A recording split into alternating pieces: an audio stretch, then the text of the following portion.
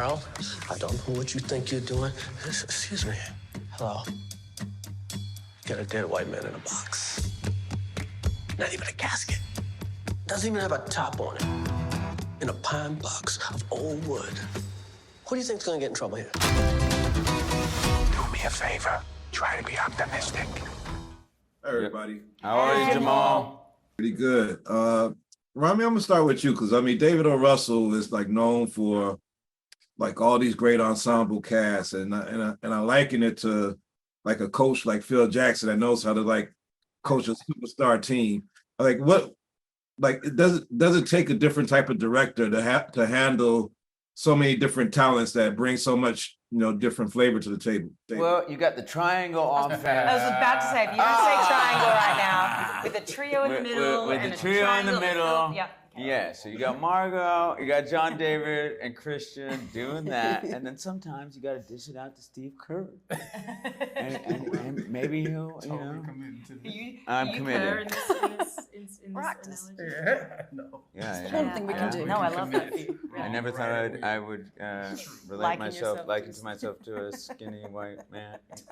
He said some great stuff the other day, right? I mean, very passionate dude. All right, let's bring it back. This is what John David says that I love. Every day going to set was like All-Star weekend, All-Star game, right? Yeah. And it's not your typical ball game. Everybody's coming out there and doing something unique, and I love that. I mean, I look at films now. I'm not hustling to work every single day. Thank God I'm in a place where I'm afforded that. But when you get, David puts together an ensemble like this with a story like that, where it's even gonna transcend on the day because of who you're working with, that's special. Yeah. And I want to do special things with special people. Margot, I found you like 10 years ago when you did Pan Am, but I know your breakout was No way. right after that.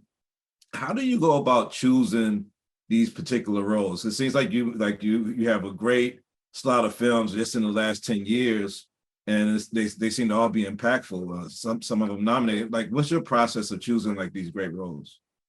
Thank you. I listen to my gut, and I've learned to listen to it more over the years. Any decision that I've been like, I didn't really need to do that, I knew at the time that I didn't really need to do it, and I just didn't have the confidence to kind of acknowledge it and know within myself. So yeah, I've been, I don't know, it's probably a combination of a lot of hard work and a sprinkling of luck, and also mainly just listening to my gut.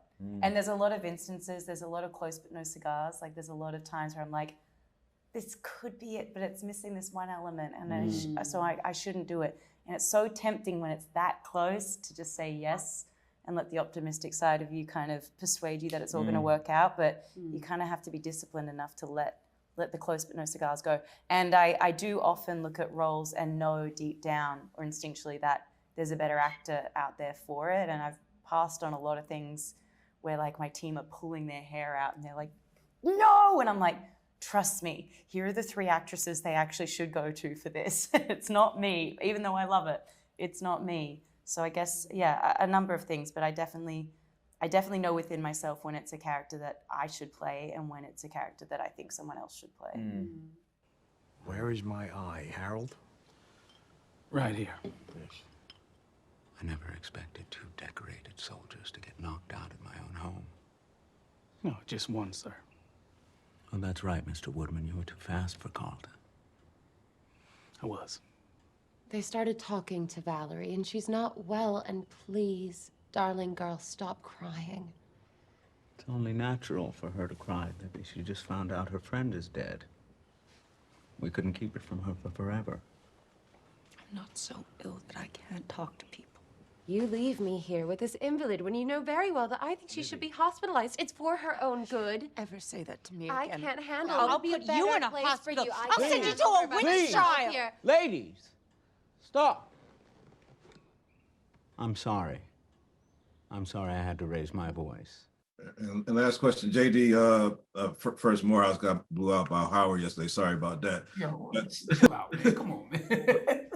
I mean, the characters' friendships between you and Christian Bale's characters and Margot's is so important in this film. And I wonder, just as being an actor, being a celebrity, so to speak, how difficult is it for you to develop lifelong friendships because of your career?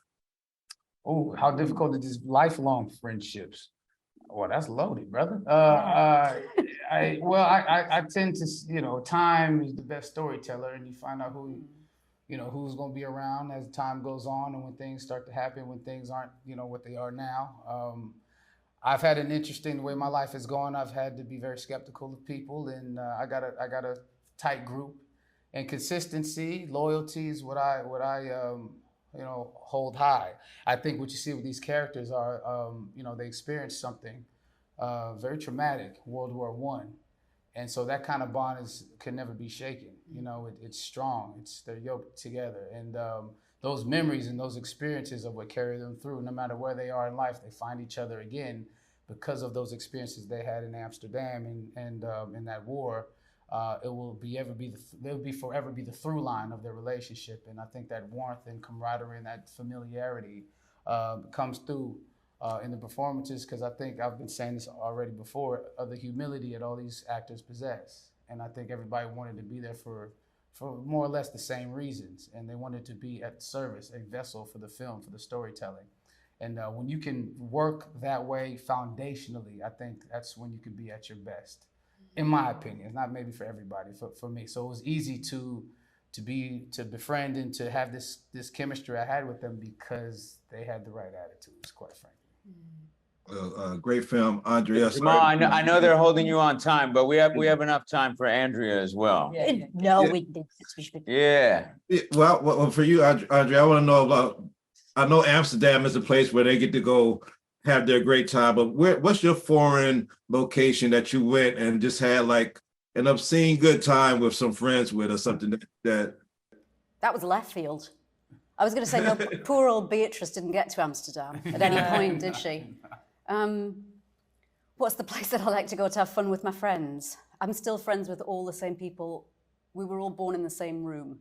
What? Oh. Yeah, isn't that weird? Yes. No. All my best friends and I. In a hospital. In a hospital? And my Or dad. in a room. It was a hospital, yeah. It was a okay. maternity hospital, but in the same ward. Wow. So I don't branch out a lot. I've stayed very much with Sian and Schaefer and, like all my You should have all had my the old lifelong friends. friendship question, because that's I was thinking, I was couldn't be more I was thinking lifelong. how lovely it was to listen to you talk about friendship, though, and about it's interesting to have this sort of trio together, because so often we have trios of friends in life, and I don't think there are a lot of cinematic experiences where that's reflected. It's often the central piece is one love story, or at the center, at the heart of a film. So I think the film's quite unusual in that sense, and it means a lot to me for that reason. Thank you guys for your performance, and take care. Thanks for the time. Thank you. Thank you. Thanks, Jamal.